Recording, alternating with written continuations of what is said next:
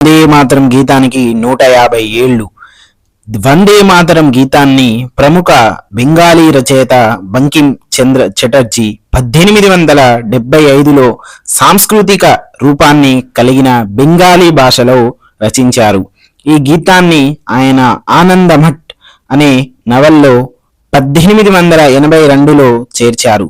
మొదటిసారిగా 1896న కలకత్తాలో జరిగిన భారత జాతీయ కాంగ్రెస్ సమావేశంలో రవీంద్రనాథ్ ఠాగూర్ పాడారు. వందే మాతరం అంటే మాతృభూమికి నమస్కారం. ఈ గీతం దేశభక్తి చైతన్యం కలిగించడానికి, స్వాతంత్ర్య ఉద్యమ సమయంలో ఇది నినాదంగా, ర్యాలీలలో, ప్రజా సమావేశాలలో పాటగా వాడబడింది. బ్రిటిష్ పాలనలో ఈ పాటపై నిషేధం విధించారు.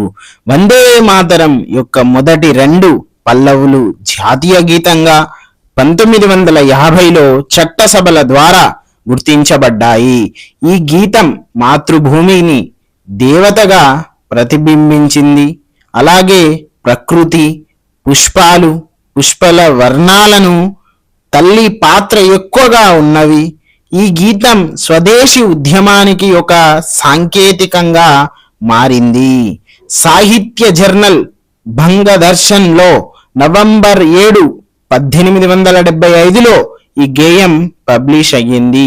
ఈ సందర్భాన్ని పురస్కరించుకొని నేటికి 150 ఏళ్లు పూర్తి చేసుకున్న సందర్భంలో మన భారత ప్రభుత్వం ఈ నవంబర్ 7వ తారీఖు అంటే 2025 నవంబర్ 7 శుక్రవారం నుండి వచ్చే ఏడాది నవంబర్ 7వ తారీఖు వరకు 7వ తేదీ వరకు వందే మాతరం ఉత్సవాలను నిర్వహించినట్లు చెప్పారు. థ్యాంక్ యూ అండి.